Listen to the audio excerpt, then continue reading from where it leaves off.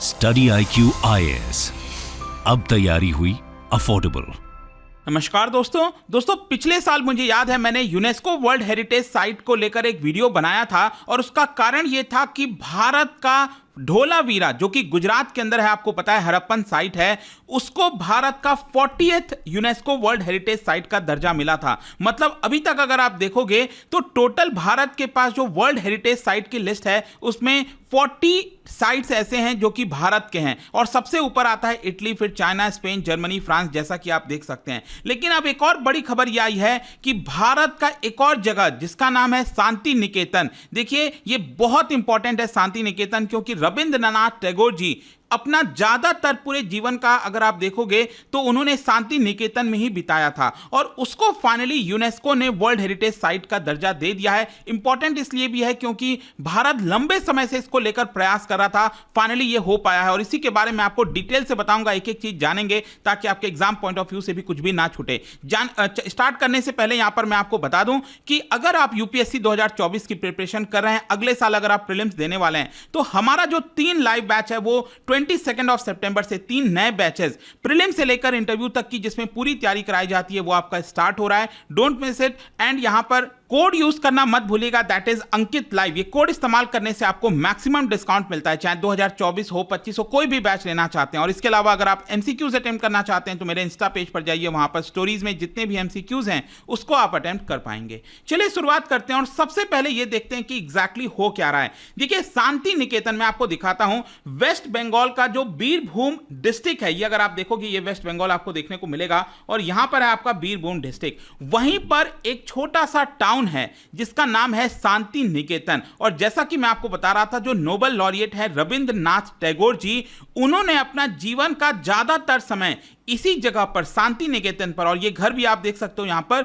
यहीं पर बिताया है। और अब इस जगह को, ये जो टाउन है शांति निकेतन, उसको यूनेस्को वर्ल्ड हेरिटेज लिस्ट के अंदर डाल दिया गया है। ये आप देख पाएंगे यहां पर, breaking new inscription on the UNESCO world heritage list, Santiniketan India, congratulation. और इसको लेकर पीएम मोदी से लेकर ममता बनर्जी ने, हर किसी ने इसकी सराहना की है। सबसे पहले इसको और बताने से पहले यहां पर आपको वर्ल्ड हेरिटेज साइट के बारे में बता देता हूं। देखो क्या होता है ना कि एक लिस्ट होता है, अलग अलग जगहों के लिस्ट होते हैं, आर्किटेक्चर के लिस्ट होते हैं जो कि यूनेस्को के द्वारा प्रिपेयर किया जाता है। और ये इंपॉर्टेंट इसलिए होता है लिस्ट क्योंकि इनका खास कल्चरल और फिजिकल सिग्निफिकेंस होता है। जैसे कि अगर हम ये शांति निकेतन की बात करें तो इसका एक अलग इंपॉर्टेंस है, इसी की वजह से ये किया जाता है। आप में से कई लोग सोच रहे होंगे कि इसको आखिरकार करता कौन है, मतलब लिस्ट के अंदर इंक्लूड कौन करता है। देखो यहां पर एक वर्ल्ड हेरिटेज कमिटी होती है, मैं आपको आगे इसके बारे में बताऊंगा।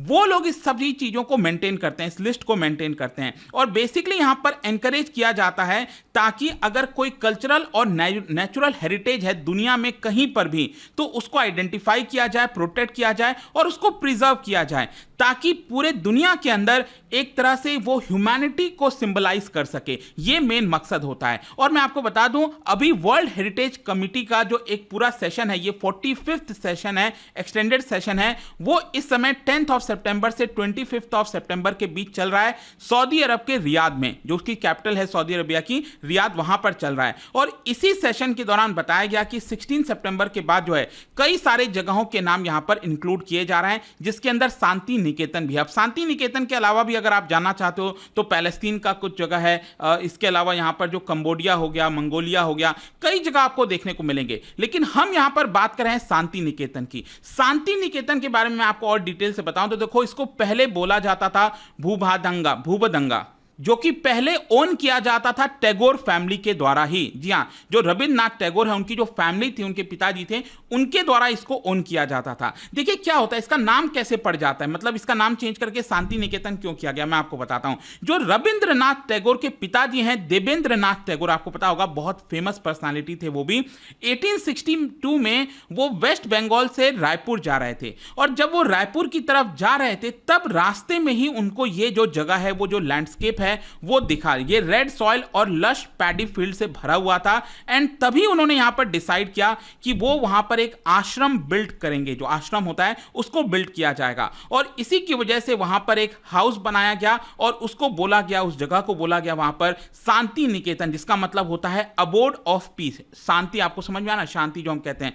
तो ये जो एरिया है, वो जो जगह मैंने आपको बताया, जो घर दिखाया था, उसी की हम बात कर रहे हैं। और वो जो एरिया है उसको फाइनली जो है इसका नाम चेंज करके शांति निकेतन कर दिया गया उस घर बनाने के बाद। आगे क्या होता है, उनके जो बेटे हैं रविंद्रनाथ टैगोर 48 ईयर्स लेटर के बाद, मतलब 1901 में यहां पर वही जो जगह था बेसिकली उन्होंने चुना, ये जो शांति निकेतन है उन्होंने उसको चुना और वहां पर एक स्कूल स्टार्ट किया। और ये स्कूल था बेसिकली ऑन ब्रह्मचर्य आश्रम, जो कि एंशिएंट इंडियन जो गुरुकुल सिस्टम होता है था ना, उसी के बेसिस पर ये जो आश्रम है ब्रह्मचर्य आश्रम, उसकी शुरुआत की गई। एंड शांति निकेतन में वहां पर एक रेसिडेंशियल स्कूल खोला गया and centre for art based on ancient Indian tradition. तो आपको ध्यान रखना है, जो शांति निकेतन है वो बेसिकली जो एंशिएंट इंडिया है, हमारी जो ट्रेडिशंस है, उसको दिखाने की कोशिश करता है, एक विजन देता है for the unity of humanity transcending religious and cultural boundaries. मतलब पैन एशिया आप कह सकते हो, यहां पर जितने भी रिलीजियस और कल्चरल जो चीजें थी उसको एक प्रकार से शो करने की कोशिश करता है। फिर आगे क्या होता है कि रविंद्रनाथ टैगोर जी के बाद यहां पर जो वर्ल्ड यूनिवर्सिटी है उसको एक प्रकार से ओपन किया जाता है। मतलब ये जो स्कूल खोला गया था ना, ये जो आश्रम था ब्रह्मचर्य आश्रम, उसको आगे चलकर 1925 में यहां पर यूनिवर्सिटी में अपग्रेड कर दिया जाता है और फिर उसका नाम रखा जाता है विश्व भारती या फिर वर्ल्ड यूनिवर्सिटी आप कह सकते हैं। और world university was established at Santiniketan in 1921, sorry 1925 नहीं होगा, 1921 है, recognizing the unity of humanity. मतलब इसी का मतलब होता है Vishwa Bharati, unity of humanity. And basically क्या था, इंपॉर्टेंट इसलिए हो जाता है यूनिवर्सिटी, क्यों? क्योंकि उस समय आपको पता है ब्रिटिश शासन के अंदर थे हम, तो जो ब्रिटिश कॉलोनियल आर्किटेक्चरल ओरिएंटेशन था 20th सेंचुरी से लेकर, उससे डिफरेंट, मतलब यूरोपियन मॉडर्निज्म वगैरह से हटकर ये जो वर्ल्ड यूनिवर्सिटी है उसको खोला गया था। Shantiniketan represent approaches towards a pan Asian modernity. मतलब हम यूरोपियन से हटकर जो हमारी एशिया की सभ्यता है, पूरे एशिया की, जिसमें चाइना, भारत, जितना साउथ ईस्ट एशिया जितना भी आप ले लो, उसको एक प्रकार से जो एंशिएंट मिडीवल और फोक ट्रेडिशन है वो यहां पर रिप्रेजेंट किया गया था। तो इसीलिए इसको बोला गया वर्ल्ड यूनिवर्सिटी। और ये वर्ल्ड यूनिवर्सिटी का जो कैंपस, ये जो आप देख रहे हो, ये आप देख सकते हैं, इस तरह से ये आपको बिल्डिंग देखने को मिलेगी। और मैं आपको बता दूं एक और इंटरेस्टिंग चीज, मतलब वेस्ट बंगाल में अगर आप देखोगे तो विश्व भारती यूनिवर्सिटी ये इकलौता सेंट्रल यूनिवर्सिटी है। जी हां, और प्राइम मिनिस्टर इसके चांसलर हैं। ऑब्वियस सी बात है, जितने भी सेंट्रल यूनिवर्सिटीज हैं आपको पता होगा, जो प्राइम मिनिस्टर होते हैं वो उसके चांसलर होते हैं, और जो वाइस चांसलर होते हैं बेसिकली उस राज्य के जो गवर्नर होते हैं ना, वो उसके वाइस चांसलर होते हैं। और इसको लेकर अब आई डोंट नो आप में से कितने लोगों को याद है, पिछले साल ही मैंने एक वीडियो बनाया था, अमर्त्य सेन वहां पर एक लैंड ओन करते हैं शांति निकेतन में, उसको लेकर कुछ कंट्रोवर्सी हो गई थी। यहां पर सरकार का कहना था कि जो अमर्त्य सेन है उनका जो लैंड है वो गलत जगह पर है, ठीक है, इलीगल है। तो वो सारा कंट्रोवर्सी था, वो एक अलग चीज है, मैं उसमें नहीं जाऊंगा अभी।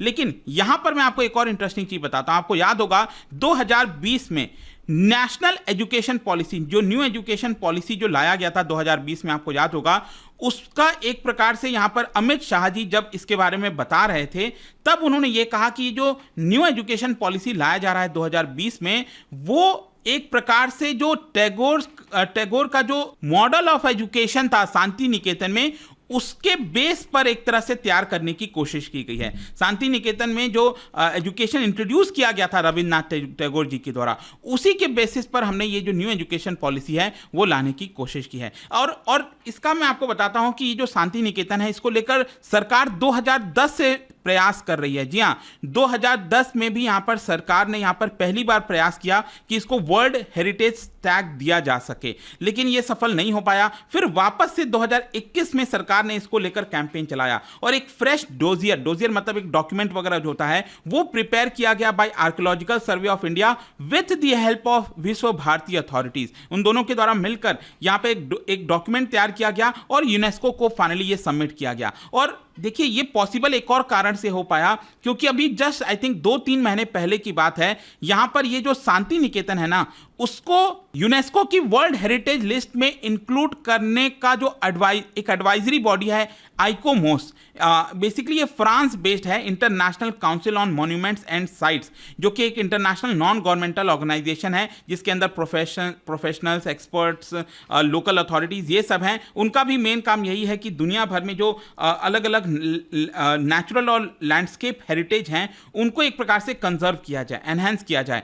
तो ये जो बॉडी है आइकोमोस, उन्होंने भी यहाँ पर इसको लेकर रिकमेंडेशन दिया था यूनेस्को को कि शांति निकेतन को इसके अंदर इंक्लूड करना चाहिए, और फाइनली ये पॉसिबल हो पाया। आई होप कि इसके बारे में आपको लगभग सब कुछ समझ में आ गया होगा। और जाने से पहले एक इंटरेस्टिंग क्वेश्चन क्या आप बता सकते हैं, जो हड़प्पा था, Harappan civilization, it did not know the use of what, मतलब इनमें से क्या वो यूज नहीं करते थे। इसका राइट आंसर आप सबको पता है, मेरे इंस्टाग्राम पर तो मिलेगा ही, वहां पर अगर आप नहीं हो कोई बात नहीं, टेलीग्राम से ले सकते हैं इसका सही उत्तर। मैं कई सारे जो एमसीक्यूज हैं वो यहाँ पर स्टोरीज में डालता रहता हूं। बाकी अगर आपको पीडीएफ ये तो टेलीग्राम पर आइए, अलग अलग सोशल मीडिया पर आप जुड़ पाओगे। और जैसा मैंने आपको बताया, यूपीएससी की अगर आप तैयारी कर रहे हो, just use the code Ankit live to get maximum discount. And I hope की वीडियो आपको पसंद आया होगा। मिलता हूं आपसे next time. Till then, thank you very much, see you soon.